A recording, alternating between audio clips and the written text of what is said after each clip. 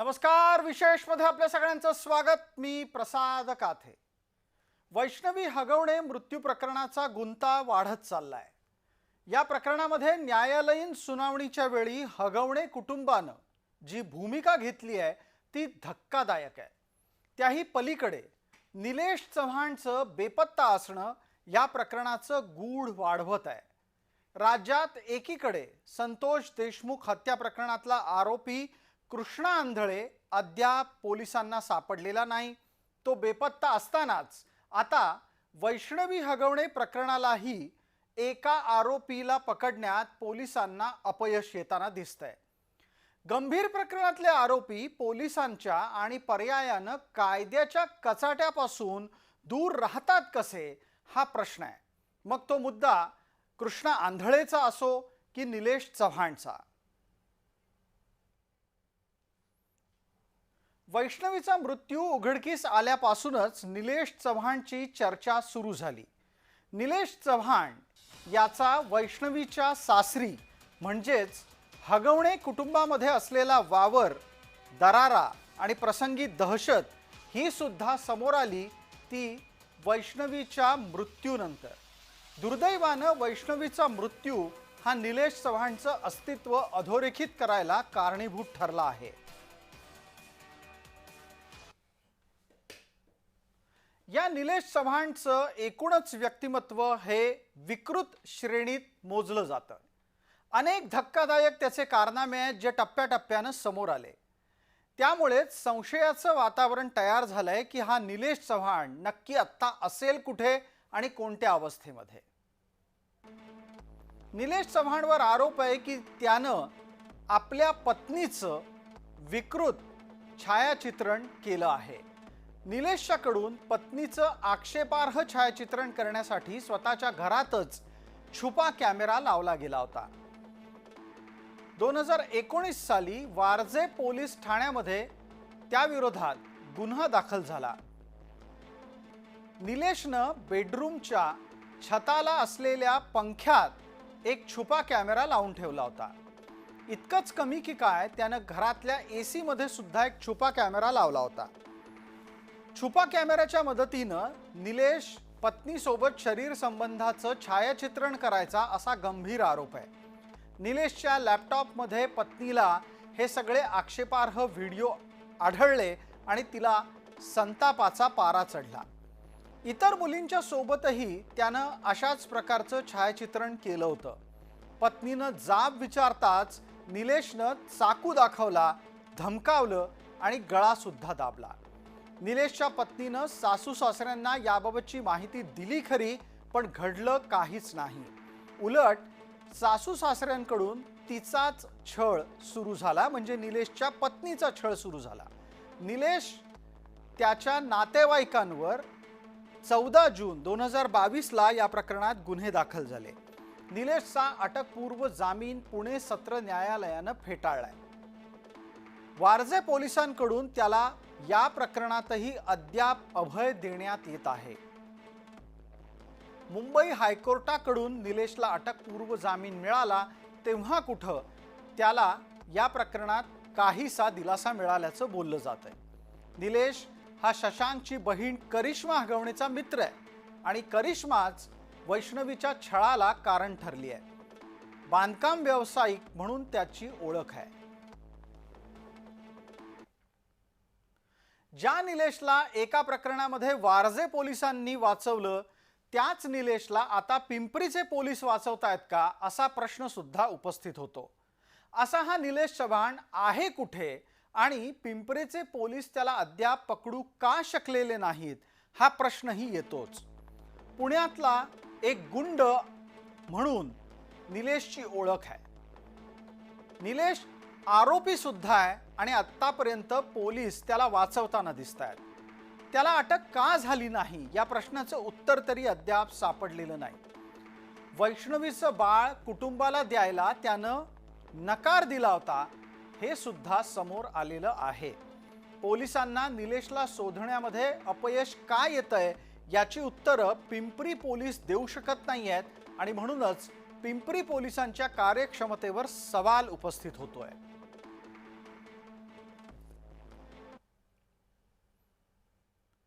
प्रकरण समोर आलं तेव्हापासूनच निलेश बेपत्ता आहे. मात्र तो फरार झालाय का असा प्रश्न हगवणे कुटुंबाच्या वकिलाला विचारल्यावर काय बचाव केला गेला ते ऐका.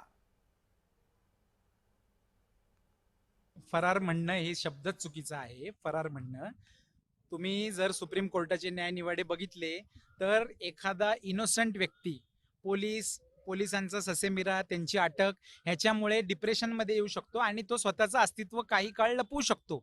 ह्याला कोणी फरार म्हणू शकत नाही.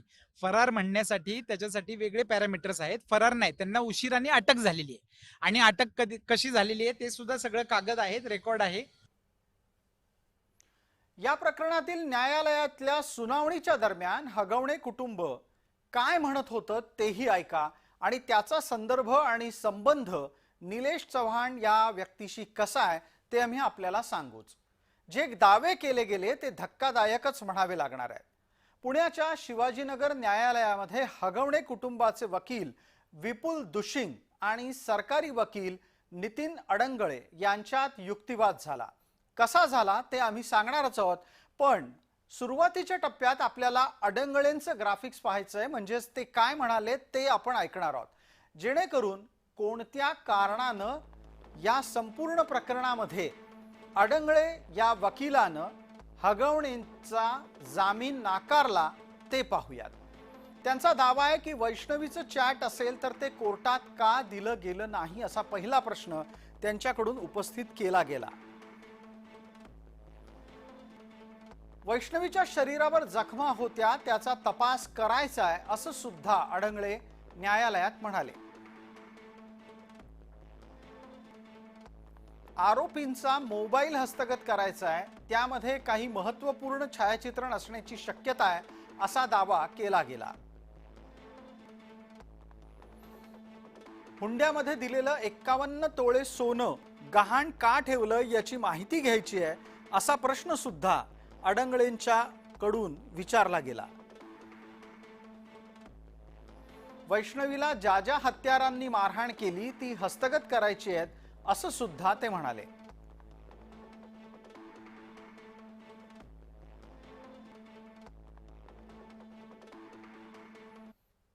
एकीकडे सरकारी वकिलाकडून जामिनाला विरोध असताना जामीन मिळाला पाहिजे असा तर्क हगवणेंच्या वकिलानं दिला. हगवणेंचा वकील सांगतो की वैष्णवीचे नको त्या व्यक्तीसोबत संबंध होते. ज्या व्यक्तीबरोबर संबंध होते त्या मुलाचा साखरपुडा 18 तारखेला झाला होता आणि वैष्णवी त्यासाठीच सातत्यानं फोन करताना आढळली. वैष्णवीला समोरच्या व्यक्तीनं प्रतिसाद दिला नसेल म्हणून ती निराश झालेली असू शकते. परिणामी तिनं आत्महत्या केली असू शकते हा दावा हगवणेंच्या वकिलानं केला. वैष्णवीची प्रवृत्तीच आत्महत्या करण्याची होती असंही ते म्हणाले. यापूर्वी अनेकदाही तिनं आत्महत्येचा प्रयत्न केला हे सुद्धा न्यायालयात सांगण्यात आलं. एकदा तर वैष्णवीनं उंदीर मारण्याचं औषध पिऊन आत्महत्येचा प्रयत्न केला असंही म्हटलं गेलं. एकदा गाडीतून उडी मारून आत्महत्येचा प्रयत्न केला गेल्याचंही न्यायालयात सांगितलं गेलं. नवऱ्यानं बायकोच्या कानाखाली लगावली म्हणजे काही छळ आहे का असा प्रश्न हगवणेंच्या वकिलानं विचारला. तर मारण्याच्यासाठी प्लास्टिकची छडी वापरली म्हणजे काही हत्यार वापरलं का असाही त्यांचा बचाव आहे. या पुढे जाऊन हगवणेंचा वकील म्हणतो की हगवणेंच्याकडे 5 कोटींच्या गाड्या आहेत, त्यांना फॉर्च्युनरच्या बाबतीत कौतुक नाही. हे कुटुंब 40 लाखाच्या 4 लाखाच्या गाड्यांसाठी फार काही करणार नाही. हगवणे कुटुंबाचं सोनं घरच्या व्यवसायासाठी गहाण ठेवलंय असाही दावा करण्यात आला. सोन्याच्या दागिन्यांच्या विषयी माध्यमांमध्ये चुकीची माहिती आली आहे असा दावा न्यायालयात करण्यात आलाय.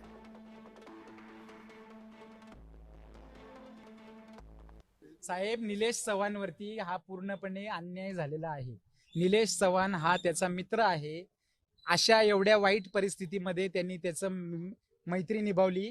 ते बाळ बघण्यासाठी 5 लोक तुरुंगात असताना ते लहान बाळ कुणी बघायचं होतं? ह्यांना अंत्यविधी झाला तेव्हा ह्यांनी बाळ काही नेलं नाही. ते बाळ बघायचं कुणी होतं? मग ह्यांनी रिक्वेस्ट केल्यामुळे ते बाळ त्यांनी सांभाळलं. त्यांनी बाळ सांभाळलं, ही माणुसकी दाखवली. उद्या सोडून गेला असता, पोलीस आहे, मीडिया माझ्या विरोधात आहे, पोलीस माझ्या मागे लागलेले आहेत, कशाला बाळ पकडायचं? तर कोणी त्यांनी बाळ सांभाळलं, त्याचा दोष काय त्याच्यामध्ये? त्याच्यावरती हा केवळ अन्याय त्याच्यावरती चाललेला आहे, ह्या युक्तिवाद केला आणि त्यांनी बाळाची हेळसांड केली असं त्याच्यावरती ज्युव्हेनाईल जस्टिस ऍक्ट सेक्शन 88 आणि 75 त्याच्या विरुद्ध त्यांनी चार्ज लावलेला आहे.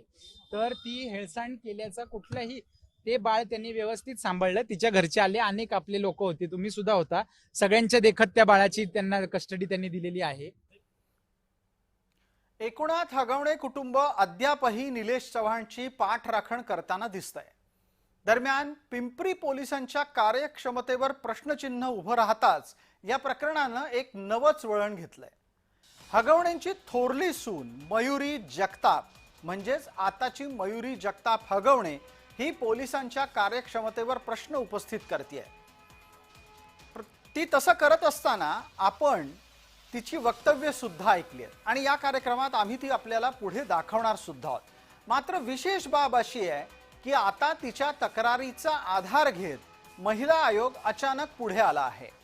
महिला आयोगानं काय भूमिका घेतली आहे ती पहा. महिला आयोगाच्या अध्यक्षा रुपाली चाकणकर आता असं म्हणतायत की मयुरी हगवणे कौटुंबिक हिंसाचार प्रकरणामध्ये निष्क्रिय पोलिसांवर कारवाई झाली पाहिजे. त्यांनी मुख्यमंत्री देवेंद्र फडणवीस यांना तसं पत्रच लिहिलेलं आहे. या पत्रामध्ये रुपाली चाकणकर पुढे असं म्हणतात की मयुरी यांच्या तक्रारीवर कारवाई करण्यात पिंपरीच्या पोलिसांनी दिरंगाई केल्याचं दिसून येत आहे. म्हणूनच गृहमंत्री देवेंद्र फडणवीस यांनी संबंधित पोलीस अधिकाऱ्यांवर कारवाई करायला हवी. काही दिवसांपूर्वी मयुरी हगवणे हिनं पोलिसांच्या संदर्भात प्रसार माध्यमांकडे आपली प्रतिक्रिया व्यक्त केली होती. त्याच प्रतिक्रियेला आधार मानून आता महिला आयोग पर्यायानं मैदानात उतरत असताना स्वतःला वाचवतोय आणि गृहमंत्र्यांवर शरसंधान करतोय. मयुरीचं कोणतं वक्तव्य यासाठी वापरलं गेलंय ते ऐका. ते गुन्हा दाखल झाला कोर्टमध्ये तिच्या संदर्भात, त्यावेळेस पोलिसांनी कारवाई केली असतं पुढचं वैष्णवीचं प्रकरण घडलं नसतं, असं सगळं प्रकरण झालं असतं. हो नक्कीच, की त्यावेळेस जर पोलिसांनी योग्य ती कारवाई घेतली, म्हणजे हाती लावली असती, त्यावेळेस पण यांना पकडायची भूमिका घेतली असती, तर ते नक्कीच आजही नसतं झालं. तेव्हा महिला आयोगाने काही ऍक्शन घेतली होती? त्यांनी काही म्हटलं? कंप्लेंट घेत नव्हते महिला आयोग नाही पोलीस घेत नव्हते. तर त्यांनी त्यावेळेस सहकार्य केलं होतं की कंप्लेंट तुमची घ्यावी म्हणून. तेव्हा त्यांच्याशी माझं बोलणं झालं होतं की ते तुझी कंप्लेंट घेतील म्हणून. त्याच्यानंतर काही झालेलं नाही, ऍक्शन काही घेतलेली नाही. एकीकडे निलेश चव्हाणचं प्रकरण आहे, पिंपरी पोलिसांना निलेश चव्हाण सापडत नाहीये, तर दुसरीकडे असंच एक विस्मृतीत गेलेलं प्रकरण आहे, त्याची आम्ही आपल्याला आठवण करून देऊ इच्छितो. कारण पोलिसांना आरोपी न सापडण्याचंच ते प्रकरण आहे आणि ते प्रकरण आहे संतोष देशमुख हत्या प्रकरणातलं. कृष्णा आंधळे हा कुठं आहे या प्रश्नाचं उत्तर आजवर महाराष्ट्राला मिळालेलं नाही. कृष्णा सापडत नाही म्हणजे दगावला अशी भीती काल परवापर्यंत विरोधक व्यक्त करत होते. आता ती भीती सत्ताधाऱ्यांनीही व्यक्त केली आहे. मला डाऊट आहे कृष्णा आंधळे जिवंत आहे की नाही, हा सुद्धा मला एक शंका वाटते. कारण की ज्या पद्धतीने पोलीस तपास करतायत, इतकी सगळे टीम जात आहेत आणि आतापर्यंत तो भेटत नाही, याच्यावर शंका व्यक्त करायला वाव आहे. म्हणून त्याचा तपास तातडीने लागला पाहिजे. पोलीस अधीक्षक जे बीडचे आहेत ते सर्व टीम आपल्या त्यांनी पाठवले आहेत. महाराष्ट्राच्या बाकीच्या सुद्धा टीम त्याच्या मार्गावर आहेत. पण तपास न लागण्याचं कारण काय हे थोडं गुलदस्त्यात आहे. म्हणून मी वारंवार शंका व्यक्त करतोय की त्याचा खून झाला की काय, अशी शंका मला आहे. संतोष देशमुख हत्या प्रकरणातला एक महत्त्वाचा आरोपी असलेला कृष्णा आंधळे हत्या झाल्याच्या दिवसापासून आज तागायत महाराष्ट्राच्या पोलिसांना सापडलेला नाही. एका बाजूला निलेश चव्हाण सापडत नाही, दुसऱ्या बाजूला कृष्णा आंधळे सापडत नाही. कृष्णा आंधळेच्या प्रकरणामध्ये कुठली कुठली वळणं आली तीही पहा. कृष्णा आंधळे संतोष देशमुख हत्येतला एक महत्त्वाचा आरोपी आहे. या प्रकरणामध्ये सुरुवातीला आंधळे, घुले, सांगळे हे हत्या केल्यानंतर गुजरातमध्ये पसार झाले. घुलेनं कृष्णा आंधळेला पैसे आणण्याच्यासाठी पुण्याला पाठवलं. कृष्णा पुण्याला आला खरा, त्यानं ठरल्याप्रमाणे पैसे घेतले सुद्धा, पण पैसे घेतल्याच्या नंतर कृष्णा गुजरातला गेलाच नाही. कृष्णा आंधळे गुजरातला न गेल्यामुळे घुले आणि त्याचा साथीदार सांगळे हे पुण्यामध्ये आले आणि पुण्यामध्ये घुले आणि सांगळे हे पोलिसांच्या हातात सापडले. त्यांना अटक झाली आणि आंधळे मात्र अद्यापही पोलिसांच्या कब्जातून दूरच आहे. तपास यंत्रणा कृष्णा आंधळेचा कसून शोध घेत आहेत, पण महाराष्ट्राच्या सक्षम पोलिसांना कृष्णा आंधळेचा अद्यापही तपास लागलेला नाही. तो पोलिसांना गुंगारा देण्यात यशस्वी ठरला आहे. खरंच कृष्णा आंधळे हा फरार आहे का? कृष्णा आंधळेचा काही या संबंधित व्यक्तीने पुरावे नष्ट करण्यासाठी काही याचा षडयंत्र रचवलं हे देखील पाहणं तितकंच महत्त्वाचं आहे. मात्र मागील अनेक दिवसापासून कृष्णा आंधळे हा फरार असल्यामुळे बीड पोलिसांची जी आहे ती बदनामी सतत होत असल्याचे पाहायला मिळालेले. गृह खात्याकडून पोलीस अधीक्षक जे आहेत त्यांची देखील बदली या ठिकाणाहून तातडीने करण्यात आली. अनेक पोलीस अधिकाऱ्यांना निलंबित देखील या प्रकरणात करण्यात आलं होतं. त्याचबरोबर कृष्णा आंधळे जो आहे तो फरार आहे, त्याचा शोध घेत आहे.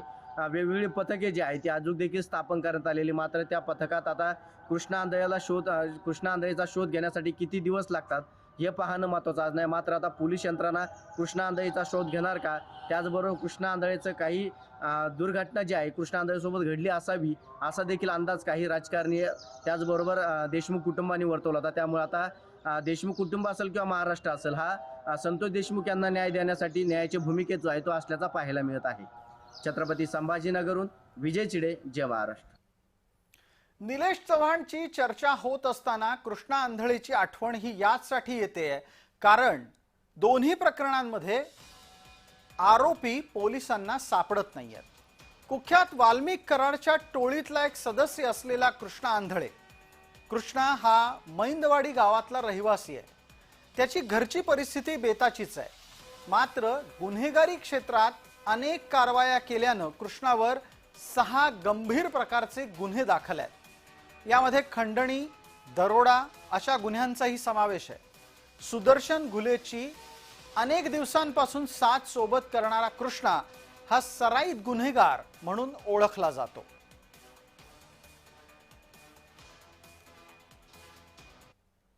संतोष देशमुख हत्या प्रकरणातील फरार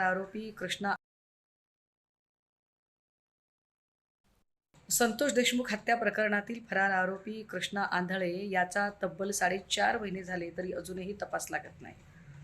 ज्या पद्धतीच्या चर्चा चालू आहेत की कृष्णा आंधळेचा घात झाला की अपघात झाला की अजून काही झालं किंवा तो राज्याच्या बाहेर गेला आहे का, देशाच्या बाहेर गेलेला आहे का, पण देशाच्या बाहेर जाईल असं म्हटलं तर त्याच्याकडे विजा पासपोर्ट असण्याची शक्यता फार कमी आहे. अशा सगळ्या परिस्थितीत राज्यात किंवा राज्याबाहेर गेलेली व्यक्ती शोधता न येणं हे राज्याच्या गृह खात्याचं अपयश आहे का? काहीही असलं तरी कृष्णा आंधळेचं नेमकं झालं काय हा प्रश्न मात्र अजूनही अनुत्तरित आहे. मग इथे असा प्रश्न उपस्थित राहतो की ज्या कृष्णाच्या मोबाईलमध्ये संतोष देशमुख हत्येचे महत्त्वाचे पुरावे आहेत, अशा कृष्णाच्या अनुपस्थितीचा खटल्यावर काय परिणाम होईल? आज ही जी गोष्ट आहे ही गोष्ट या एकंदर प्रकरणामध्ये अतिशय महत्वाची गोष्ट म्हणून समोर आलेली आहे की कृष्णा आंधळे नावाचा पाहिजे असलेला आरोपी मिळून येत नाही. मग त्यासाठी पोलिसांनी आतापर्यंत जे काही प्रयत्न केले त्याला अजून तरी काही यश आलेलं नाहीये. म्हणून याचा छडा लागणे हे महत्वाचं आहे. तो जर मारला गेला असेल तर त्याच्या मेल्याने कोणाला फायदा होऊ शकतो किंवा त्याचा मृत्यू घडवून आणण्यात कोणाला स्वारस्य असू शकतं याचा शोध पोलीस लावतील. त्याचप्रमाणे तो जर बाहेर गेला असेल, भारताबाहेर गेला असेल तर त्याच्या अशा भारताबाहेर जाण्याने, परागंदा होण्याने किंवा ॲब्स्कॉन्डिंग होण्याने कोणाला फायदा होऊ शकतो. तिसरं महत्वाचं आहे की त्याच्याकडे अशी कुठली बातमी असू शकते किंवा कुठला पुरावा असू शकतो ज्याच्यामुळं कोणाला काही भविष्यात त्रास होणार आणि म्हणून त्याचा शोध लागणे हे अतिशय आवश्यक आहे. असं मला वाटतं. आता कृष्णा तर बेपत्ता आहे. कृष्णा आंधळे कुठे आहे याचं उत्तर अद्याप पोलीस देऊ शकलेले नाहीत. गृह खात्याला हे पोलिसांच्याकडून उत्तर घेता आलेलं नाही आणि म्हणूनच गृह खात्याच्या यादीमध्ये एका बाजूला कृष्णा आंधळेची बेपत्ता असल्याची नोंद आहे, दुसऱ्या बाजूला निलेश चव्हाणलाही ते पकडू शकलेले नाहीत हे सुद्धा नोंदवलं जात आहे. निलेश चव्हाणच्यासाठी आता पोलिसांना म्हणजेच पिंपरीच्या पोलिसांना एक वॉरंट हवंय. स्टँडिंग वॉरंट असं त्याला इंग्लिशमध्ये म्हटलं जातं. पोलिसांनी यासाठी न्यायालयात धाव घेतली आहे. आपली उरली सुरली वाचवण्याच्यासाठी पिंपरीचे पोलीस निलेश चव्हाणला शोधायला निघालेत खरे, पण नकळत त्यांनी कबुली दिली आहे निलेश चव्हाण परराज्यात पळून गेलेला असू शकतो. आता मग इथं प्रश्न असा उपस्थित राहतो की निलेश चव्हाण परराज्यात पळून जाऊ शकलाच कसा? निलेश चव्हाण हा आरोपी या गुन्ह्यामध्ये अजूनही अब्स्कॉन्डिंग आहे. वरिष्ठांच्या मार्गदर्शनाखाली 6 टीम्स त्यासाठी काम करत आहेत. राज्याबाहेर गेल्याबाबत माहिती प्राप्त आहे. आम्ही BNSS 72 अंतर्गत स्टँडिंग वॉरंटसाठी कोर्ट पुढे मूव्ह झालेलो. गंभीर गुन्ह्यामध्ये जर एखादा आरोपी अब्स्कॉन्डिंग असेल, आपलं अस्तित्व लपवून जर तो फरार असेल, तर त्याची स्थावर जंगम मालमत्तेची माहिती घेण्यात येते आणि त्यामध्ये सदर न्यायालयीन प्रक्रियेनुसार प्रोक्लेमेशन उद्घोषणा काढून ती जप्त करण्यावर तरतूद असते. गृह खात्याला कृष्णा आंधळे सापडत नाही. गृह खात्याला निलेश चव्हाणला राज्याबाहेर जाणं रोखता येत नाही. हे गृह खात्याचं अपयश आहे आणि त्याची उत्तरं जनता निश्चित मागते. विशेषतः या भागामध्ये तुर्तास इतकंच. आपण पाहत रहा फक्त जय महाराष्ट्र.